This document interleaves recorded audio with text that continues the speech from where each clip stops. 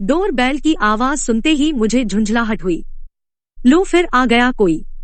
लेकिन इस समय कौन हो सकता है? शायद प्रेस वाला या फिर दूध वाला होगा। 5 से 10 मिनट फिर जाएंगे। आज सुबह से ही काम में अनेक व्यवधान पड़ रहे हैं। संदीप को ऑफिस जाना है। 9:05 हो गए हैं। 25 मिनट में आलू के परांठे, टमाटर की खट्टी चटनी तथा अंकुरित मूंग का सलाद बनाना ज्यादा काम तो नहीं है, लेकिन इसी तरह डोरबेल बजती रही तो मैं शायद ही बना पाऊं। मेरे हाथ आटे में सने थे, इसलिए दरवाजा खोलने में देरी हो गई। डोरबेल एक बार फिर बज उठी। मैं हाथ धोकर दरवाजे के पास पहुंची और दरवाजा खोलकर देखा तो सामने काम वाली बाई खड़ी थी। मिसेज शर्मा से मैंने चर्चा की थी, उन्होंने ही उसे भेजा था। मैं उसे थोड़ी देर बैठने को बोलकर अपने काम में लग गई। जल्दी जल्दी संदीप को नाश्ता दिया। संदीप ऑफिस गए, फिर मैं उस काम वाली बाई की तरफ मुखातिब हुई। गहरा काला रंग, सामान्य कदकाठी, आंखें काली लेकिन छोटी, मुंह में सुपारी तंबाकू का बीड़ा, माथे पर गहरे लाल रंग का बड़ा सा टीका, कपड़े साधारण लेकिन सलीके से पहने हुए। कुल मिलाकर सफाई पसंद लग रही थी। मैं मन ही मन खुश थी कि अगर काम में लग जाएगी तो अपने काम के अलावा सब्जी वगैरह काट दिया करेगी या फिर कभी जरूरत पड़ने पर किचन में भी मदद ले सकूंगी। फूहड़ तरीके से रहने वाली बाइयों से तो किचन का काम कराने का मन ही नहीं करता। फिर मैं किचन का काम निपटाती रही और वह हॉल में ही एक कोने में बैठी रही। उसने शायद मेरे पूरे हॉल का निरीक्षण कर डाला था। तभी तो जब मैं किचन से हॉल में आई तो वह बोली, मैडम, घर तो आपने बहुत अच्छे से सजाया है।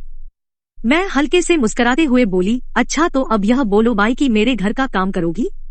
क्यों नहीं मैडम, अपन का तो काम ही यही है, उसी के वास्ते तो आई हूँ मैं। बस तुम काम बता दो। बर्तन, झाड़ू पोछा और कपड़ा। करूंगी मैडम। क्या लोगी और किस टाइम आओगी यह सब पहले तय हो जाना चाहिए।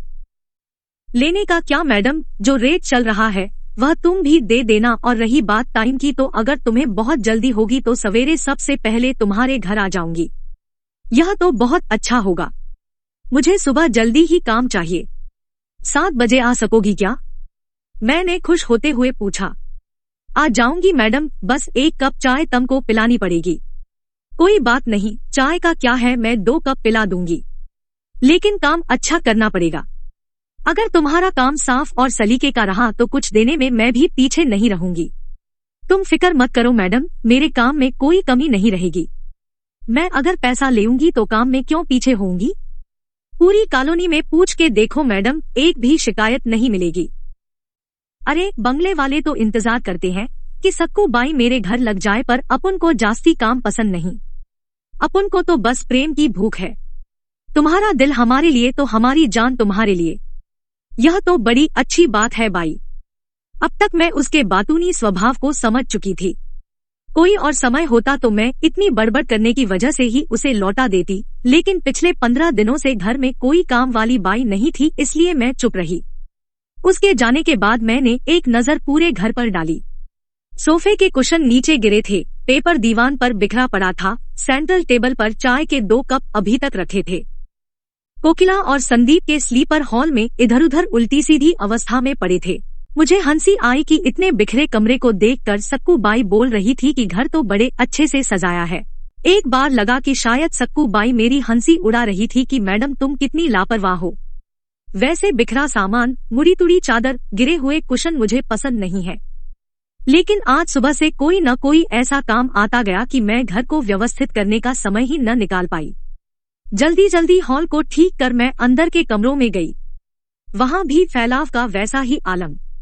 कोकिला की किताबें इधर उधर फैली हुई, गीला तौलिया बिस्तर पर पड़ा हुआ। कितना समझाती हूँ कि कम से कम गीला तौलिया तो बाहर डाल दिया करो, और अगर बाहर न डाल सको तो दरवाजे पर ही लटका दो, लेकिन बाप बेटी दोनों में से किसी को इसकी फिक्र नहीं रहती। मैं तो हूँ ही बाद में सब समेटने के लिए। तौलिया बाहर अलगनी पर डाल ड्रेसिंग टेबल की तरफ देखा तो वहां भी क्रीम, पाउडर, कंघी सब कुछ फैला हुआ। पूरा घर समेटने के बाद अचानक मेरी नजर घड़ी पर गई। बाप रे, 11 बज गए। 1 बजे तक लंच भी तैयार कर लेना है। कोकिला 1:30 बजे तक स्कूल से आ जाती है। संदीप भी उसी के आसपास दोपहर का भोजन करने घर आ जाते हैं। मैं फुर्ती से बाकी के काम निपटा लंच की तैयारी में जुट गई। दूसरे दिन सुबह 7 बजे सक्कू बाई अपने को समय की सख्त पाबंद तथा दी गई जबान को पूरी तत्परता से निभाने वाली साबित करते हुए आ पहुंची। मुझे आश्चर्य मिश्रित खुशी हुई। खुशी इस बात की कि चलो आज से बर्तन कपड़े का काम कम हुआ। आश्चर्य इस बात का कि आज तक मुझे कोई ऐसी काम वाली नहीं मिली थी जो वादे के अनुरूप समय पर आती। दिन बीतते गए। सक्कू बाई नियमित समय पर आती रही। मुझे बड़ा सुकून मिला। कोकिला तो उससे बहुत हिलमिल गई थी। सवेरे कोकिला से उसकी मुलाकात नहीं होती थी, लेकिन दोपहर को वह कोकिला को कहानी सुनाती, कभी कभी उसके बाल ठीक कर देती। जब मैं कोकिला को पढ़ने के लिए डांटती तो वह ढाल बनकर सामने आ जाती। क्या मैडम क्यों इतना डांटती हो तुम? अभी उम्र ही क्या है बेबी की। तुम देखना कोकिला बेबी खूब पढ़ेगी, बहुत बड़ी अफसर बनेगी। अभी तो उसको खेलने दो। तुम चौथी कक्षा की बेबी को हर समय पढ़ने को कहती हो। एक दिन मैंने कहा, सक्कू बाई तुम नहीं समझती हो। अभी से पढ़ने की आदत नहीं पड़ेगी तो बाद में कुछ नहीं होगा। इतना कंपटीशन है कि अगर कुछ करना है तो समय के साथ चलना पड़ेगा, नहीं तो बहुत पिछड़ जाएगी। मेरे को सब समझ में आता है मैडम। तुम अपनी जगह ठीक हो, पर मेरे को ये बताओ कि तुम अपने बचपन में खुद कितना पढ़ती थी? क्या कमी है तुमको? सब सुख तो भोग रही हो ना। ऐसे ही कोकिला बेबी भी बहुत सुखी होगी। और मैडम आगे कितना सुख है कितना दुख है ये नहीं पता। कम से कम उसके बचपन का सुख तो उससे मत छीनो। सक्कू बाई की यह बात मेरे दिल को छू गई। सच तो है, आगे का क्या पता, अभी तो हंस खेल ले। वैसे भी सक्कू बाई की बातों के आगे चुप ही रह जाना पड़ता था। उसे समझाना कठिन था क्योंकि उसकी सोच में उससे अधिक समझदार कोई क्या होगा। मेरे यह कहते ही कि सक्कू बाई तुम नहीं समझ रही हो, वह तपाक से जवाब देती कि मेरे को सब समझ में आता है मैडम। मैं कोई अनपढ़ नहीं, मेरी समझ पढ़े लिखे लोगों से आगे है। मैं हार कर चुप हो जाती। धीरे धीरे सक्कू बाई मेरे परिवार का हिस्सा बनती गई। पहले दिन से लेकर आज तक काम में कोई लापरवाही नहीं, बेवजह कोई छुट्टी नहीं। दूसरों के यहाँ भले ही न जाए पर मेरे यहाँ काम करने जरूर आती। न जाने कैसा लगाव हो गया था उसको मुझसे। जरूरत पड़ने पर मैं भी उसकी पूरी मदद करती। धीरे धीरे सक्कू बाई काम वाली की निश्चित सीमा को तोड़कर मेरे साथ संभाव से बात करने लगी। वह मुझे मेरे सादे ढंग से रहने की वजह से अक्सर टोकती, क्या मैडम थोड़ा सा सत्संबर कर रहना चाहिए। मैं तुम्हारे वास्ते रोज गजरा लाती हूँ, तुम उसे कोकिला बेबी को लगा देती हो। मैं हंस कर पूछती, क्या मैं ऐसे अच्छी नहीं लगती हूँ? वह बात नहीं मैडम, अच्छी तो लगती हो पर थोड़ा सा मेकअप करने से ज्यादा अच्छी लगोगी। अब तुम ही देखो ना, मेहरा मेम साहब कितना सस्ती है, एकदम हीरोइन के माफिक लगती है। उनके पास समय है सक्कू बाई, वे कर लेती है, मुझसे नहीं होता। समय की बात छोड़ो, वे तो टीवी देखते देखते नेल पॉलिश लगा लेती है, बाल बना लेती है, हाथ पैर साफ कर लेती है। तुम तो टीवी देखती नहीं, पता नहीं क्या पढ़ पढ़ कर समय बर्बाद करती हो। टीवी से बहुत मनोरंजन होता है मैडम, और फायदा यह कि टीवी देखते देखते दूसरा काम हो सकता है।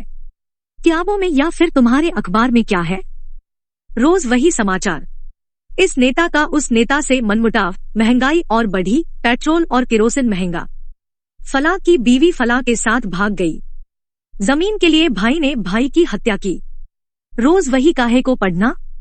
अरे थोड़ा समय अपने लिए भी निकालना चाहिए। सक्कू बाई रोज मुझे कोई न कोई सीख दे जाती। अब मैं उसे कैसे समझाती कि पढ़ने से मुझे सुकून मिलता है, इसलिए पढ़ती हूँ। एक दिन सक्कू बाई काम पर आई तो उसने अपनी थैली में से मोगरे के 2 गजरे निकाले और बोली, लो मैडम, आज मैं तुम्हारे लिए अलग और कोकिला बेबी के लिए अलग गजरा लाई हूँ। आज तुमको भी लगाना पड़ेगा। ठीक है सक्कू बाई, मैं जरूर लगाऊंगी। मैडम अगर तुम बुरा न मानो तो आज मैं तुमको अपने हाथों से तैयार कर देती हूँ। कुछ संकोच और लज्जा से बोली वह।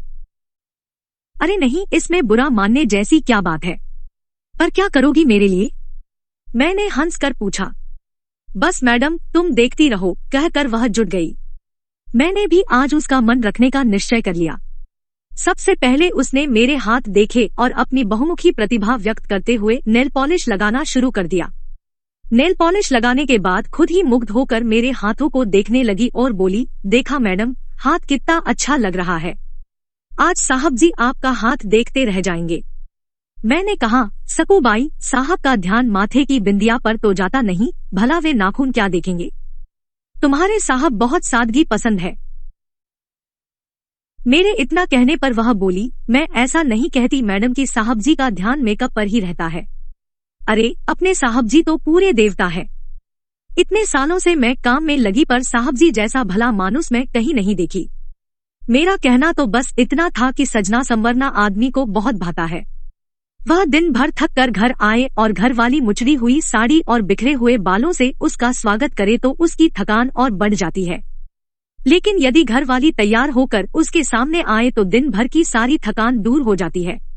मैं अधिक बहस न करते हुए चुप होकर उसका व्याख्यान सुन रही थी, क्योंकि मुझे मालूम था कि मेरे कुछ कहने पर वह तुरंत बोल देगी कि मैं कोई अनपढ़ नहीं मैडम।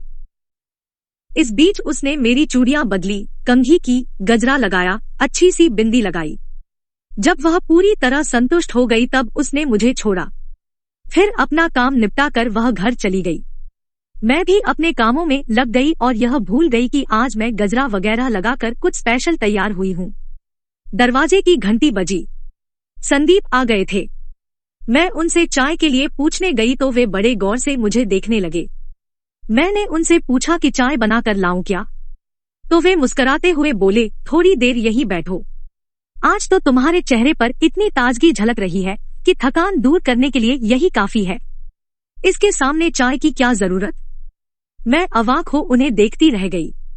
मुझे लगा कि सक्कू बाई चिढ़ा चिढ़ा कर कह रही है, देखा मैडम, मैं कहती थी न कि मैं कोई अनपढ़ नहीं। ऐसी ही और कहानियाँ सुनने के लिए हमारे YouTube चैनल कहानी कलिका को लाइक और सब्सक्राइब करें।